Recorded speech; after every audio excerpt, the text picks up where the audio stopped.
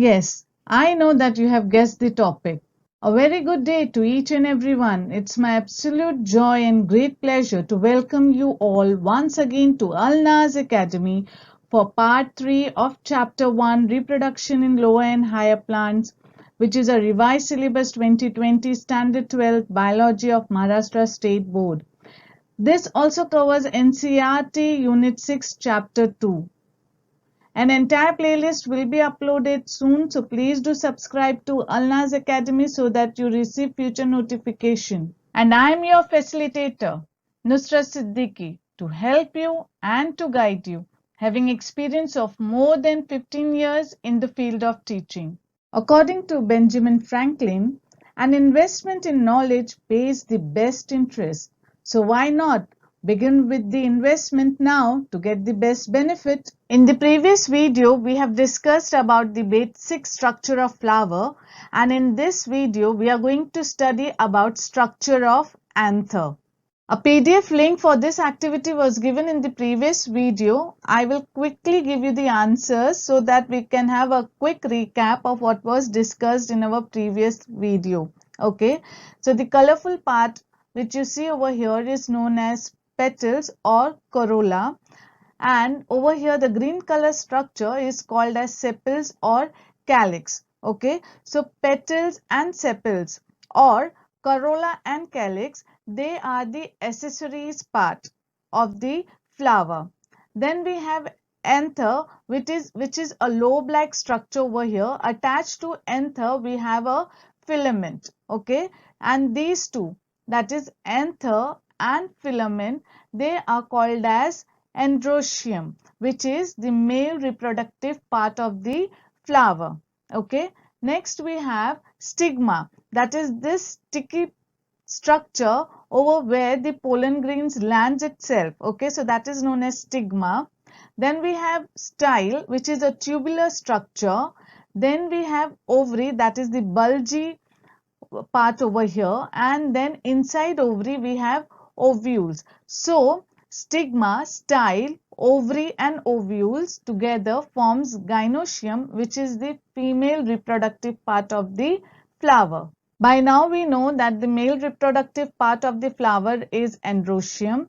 Individual member of androecium is called stamen, and stamen comprises of filament, connective and anther. So if we want to broadly divide stamen, we can divide it into two parts. The first one is lobe-like structure, which is called as anther, and attached to anther is known as filament. And this filament, the other end of the filament, may be attached to the thalamus or to the petals. The part which is attached, or the point where the filament is attached either to the thalamus or to the petals, that point is known as proximal end, which means the point of origin. Okay, and the part of the filament which is attached to the anther is called as distal end. And over here you can see a connective. Connective is a sterile tissue which divides the anther. Okay, Tilia, is it clear? We are going to now study the types of anther which are based on the attachment to the filament. Okay, and basically it is of 4 types. The first one which you see over here is innate or basifixed. Basi means base. Okay, so the filament which is firmly attached at the base of the anther is called as innate or basifixed. The second type is dorsifixed. Dorsi means backside. So the anther which is attached to the filament towards the backside. So when the filament is attached to the back of the anther, it is called as dorsifixed. The next type is adnate. In this, the filament is running through the whole length of the anther, that is from the base to the top, and this type is known as adnate. The next type is versatile. Over here the filament is attached to the back of the anther at a point only, so that the entire anther can swing freely, means the anthers are dangling, and that's the reason why it is called as versatile. Okay, and it is found in the flower where pollination takes place with the help of Wind. So when the wind blows, the anthers can swing and the pollens are then taken by the winds. Anther generally is bilobed, that is made up of two lobes, and it is also called as dithecus. Di means two and theca means compartment, and the shape is tetrahedral or tetragonal in shape. And you can see over here in this image, it almost looks like tetrahedral or tetragonal shape. And this dithecus contains four microsporangia. Alright, and that's the reason why it is called as tetrasporangiate. When anther is one lobe, it is called as monolobed or monothecous. And monothecous anther will consist two microsporangia. So here is an example of hibiscus where you can see a kidney-shaped one-lobed anther. We have just discussed the structure of anther or theca of anther. In case of bilobed, it is dithecous, and in case of one-lobed anther, it is termed as monothecous.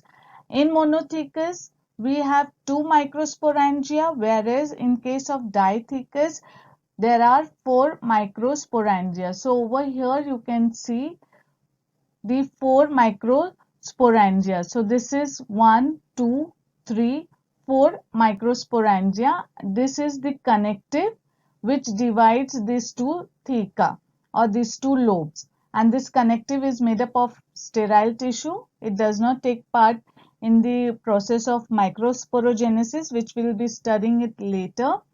And now I'm sure you have understood the concept of theca and the microsporangia which is present in the anther. When the anther is young, we call it as microsporangia, and when it starts maturing, this microsporangia is termed as pollen sac. Moving forward, we are going to study the transverse section of anther, and we are going to see the diagrammatic representation of the transverse section of the anther.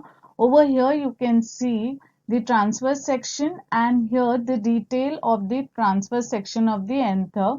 And this is the enlarged image over here where anther comprises of epidermis, endothecium, middle layer, tapetum and microspore mother cells. Okay, so first we are going to study how these layers are formed, right from endothecium to the tapetum, microspore mother cells, how these layers are formed in the anther. Now we are studying formation of layers in anther.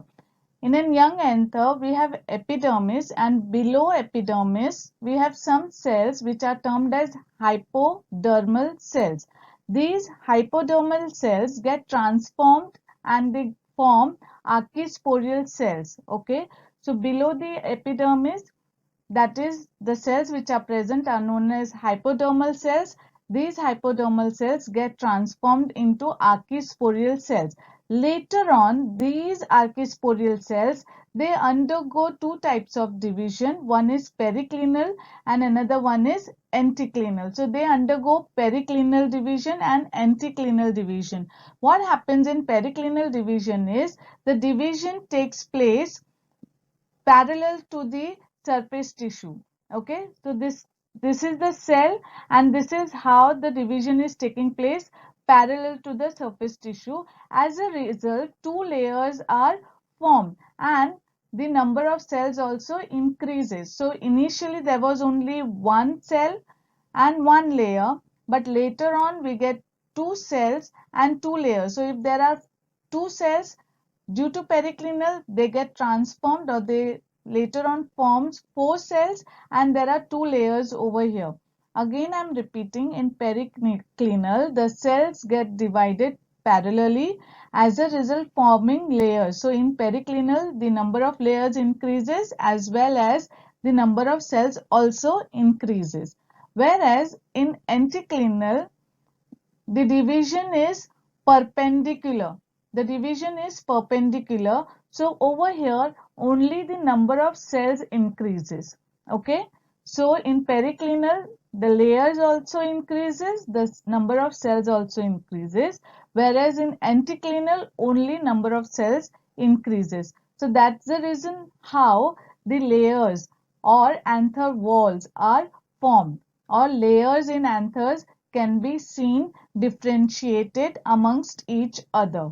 When we are studying about the structure of anther, we know that anther has got an outer layer, and that outer layer is known as epidermis, and below the outer layer, below the epidermis, there is some kind of differentiation which arises in the cells which are below the epidermis, and they get transformed into archisporial cell. That means epidermis is non-archisporial, and below the epidermis the cells which are formed are archisporial. Now here we are talking about an young anther. The division in archisporial cell results in the formation of the parietal tissue as well as the sporogenous tissues. Okay, so archisporial tissue or archisporial cells, we have seen that it undergoes two type of division, periclinal and anticlinal. Now in this division, that results in the formation of parietal tissue as well as sporogenous tissue. So from the parietal tissue we get endothecium, middle layer and tapetum. So these are known as the walls of the anther. We have seen how the layers are formed in anther. So the outermost layer is epidermis, which is a non-archisporial cell, followed by endothecium, middle layer and tapetum. So endothecium, middle layer and tapetum, these three are the archisporial cells and they are derived from parietal tissue. Beneath tapetum, we have microsporangium. Now these microsporangium are derived from sporogenous archisporial cells. We have just seen how the layers are formed in the anther as the anther develops. Okay, now let us see the anther wall.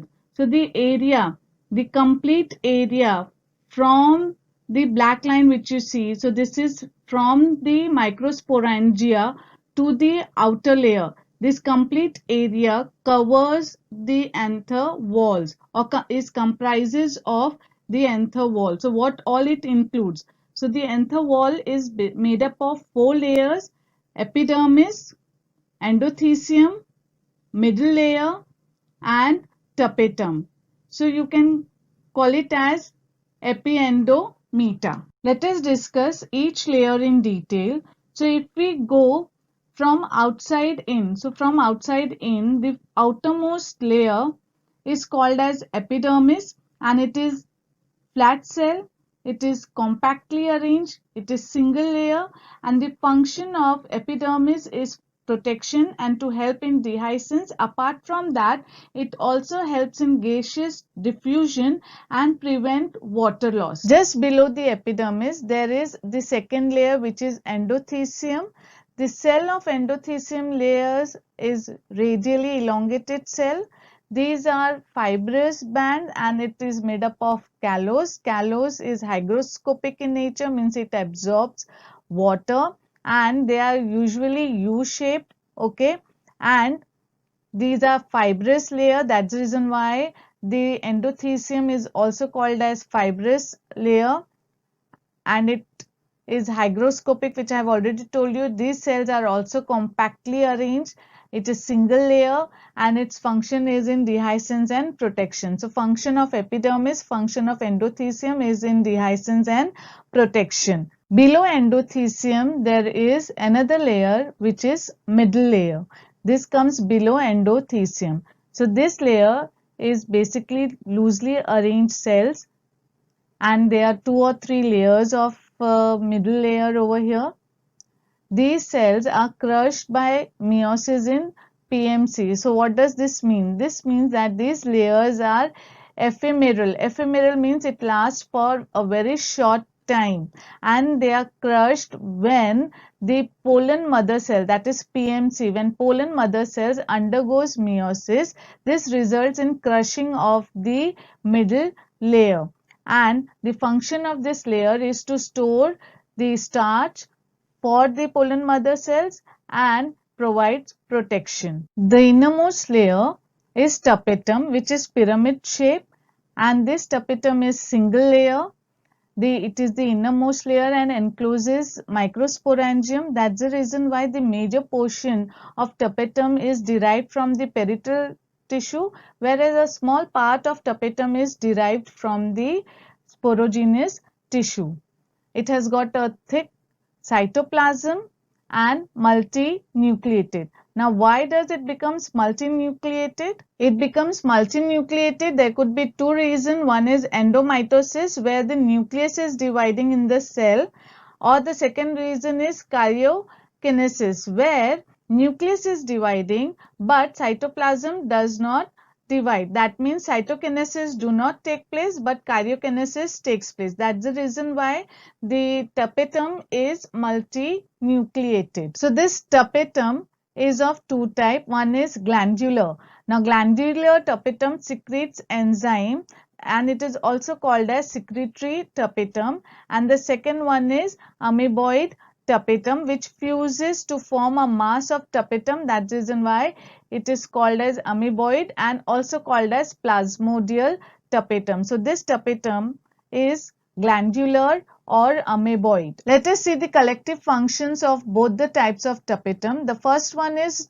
it is a nutritive layer. Why we are saying it's a nutritive layer? Because it transports the nutrients to the developing sporocyte or microspores.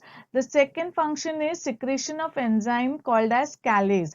Now this callase is useful in separation of the pollen grains. So when pollen grains are formed, these pollen grains are formed in a set of four.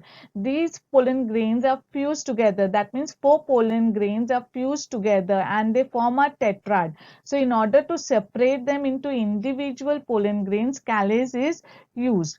The next function is the formation of Ubish body, which is known as sporopollenin. Now sporopollenin is the outer covering of the pollen, and the outer covering of the pollen is exine, and sporopollenin is one of the most resistant substance known to the living world.